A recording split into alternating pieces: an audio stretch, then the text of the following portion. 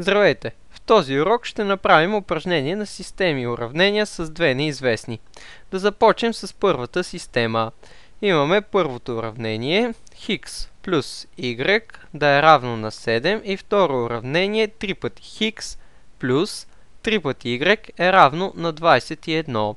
Удобно е да решим системата с събиране. Можем първото уравнение да го умножим по минус 3, така че да може да се съкратят минус 3 пъти хикс и 3 пъти хикс. Какво ще получим след като умножим по минус 3? Минус 3 пъти хикс, минус 3 пъти y е равно на минус 21. А отдолу 3 пъти хикс плюс 3 пъти y е равно на 21. Събираме съответно левите и десните страни. И какво получаваме? Минус 3 пъти хикс и 3 пъти хикс се съкращават. Също така, минус 3 пъти y и 3 пъти y се съкращават. Значи, отляво получаваме 0 е равно на. Отдясно имаме минус 21 и 21, което ни дава 0. Когато в една такава система получим, че 0 е равно на 0, означава, че системата е неопределена. Можем да запишем, че системата е неопределена. Тоест, каквито и числа да заместим хикс и y, винаги ще се получава 0 равно на 0. Да видим следващата система. Имаме като първо уравнение 2 пъти хикс по скоба y минус 1 минус y по отваряме скоба, вътре 2 пъти хикс плюс 4, затваряме скобата, е равно на минус 8. И второ уравнение 3 пъти хикс минус y е равно на минус 9. В този случай виждаме, че системата е в неявен вид. Нека да опростим първото уравнение. Можем да го запишем извън системата. Какво ще получим?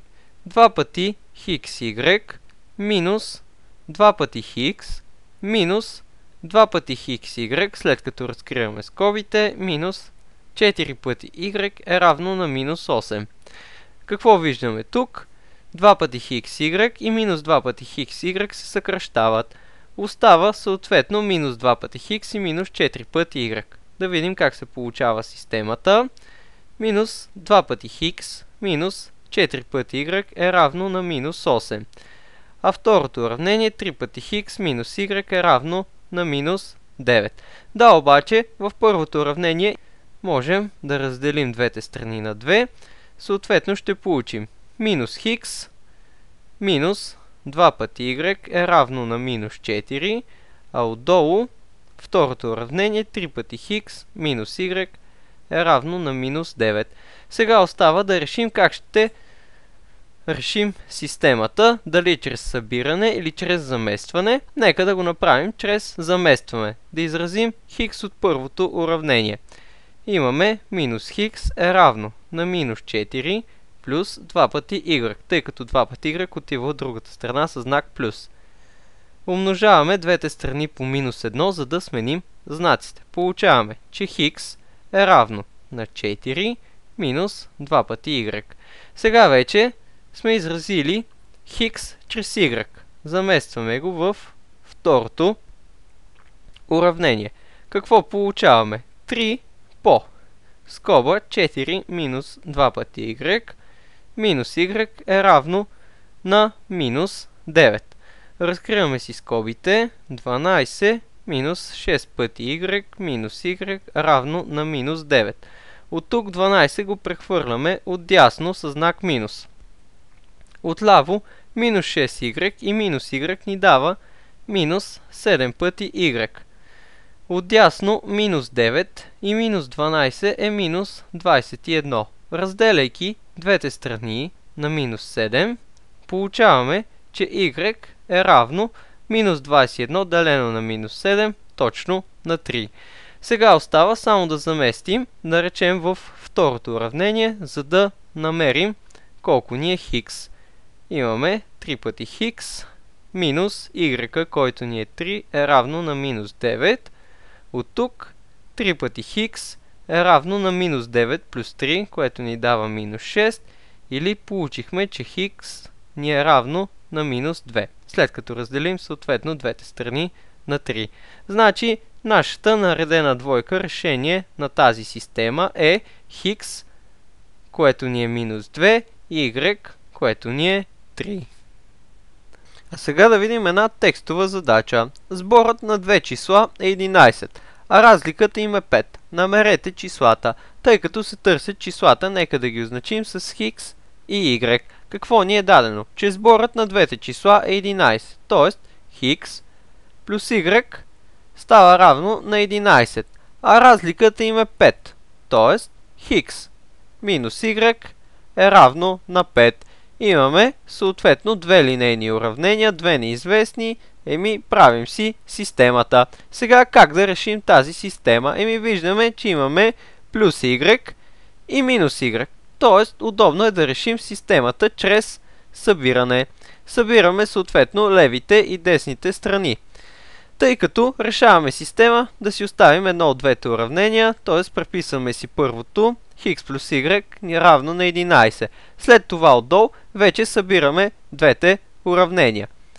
От ляво какво се получава? Хикс плюс хикс ни дава 2 пъти хикс, y-ците се съкращават, а отдясно 11 плюс 5 ни дава 16. Делим двете страни на коефициента пред хикс, т.е. на 2, и получаваме съответно за хикс, че ни е равно на 8. Сега вече тази стойност я заместваме в едно от уравненията. Получаваме 8 плюс y равно на 11. От тук преписваме си хикс равно на 8, а за y, след като преместим 8 от другата страна със знак минус, получаваме, че ни е равно на 3.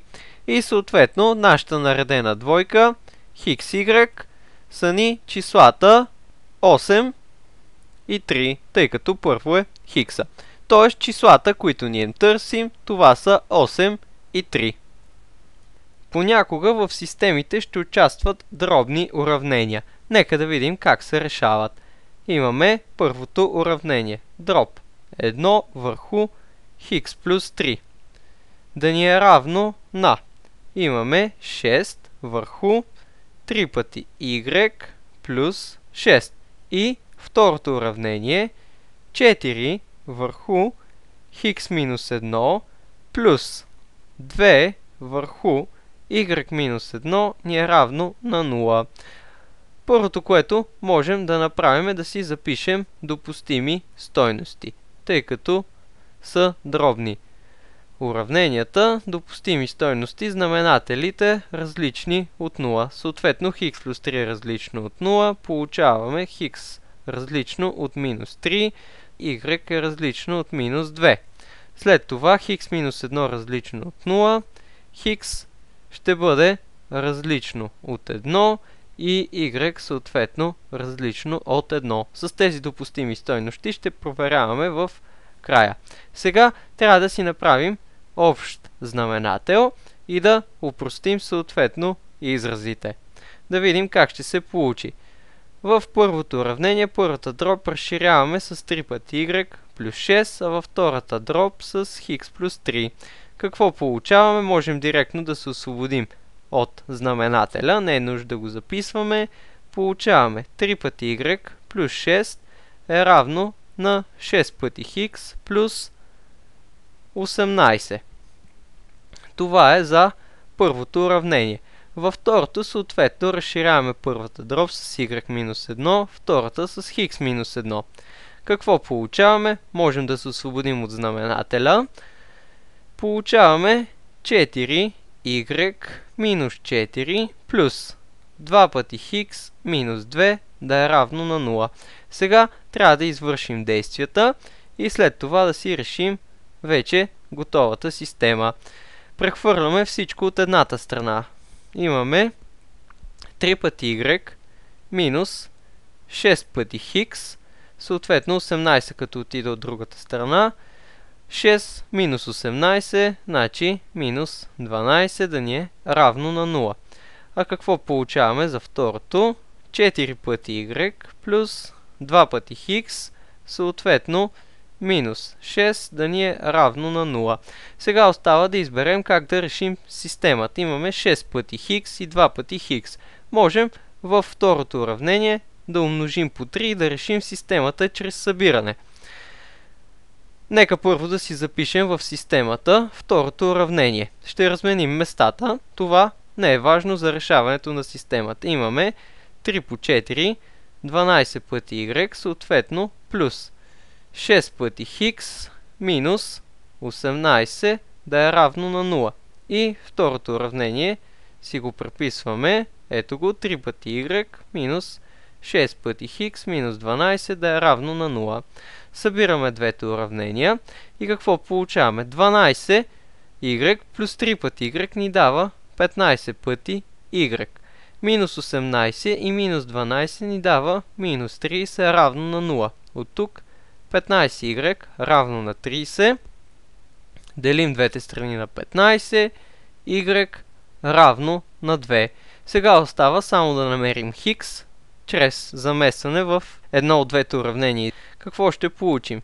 4 по 2 плюс 2 пъти хикс минус 6 да е равно на 0.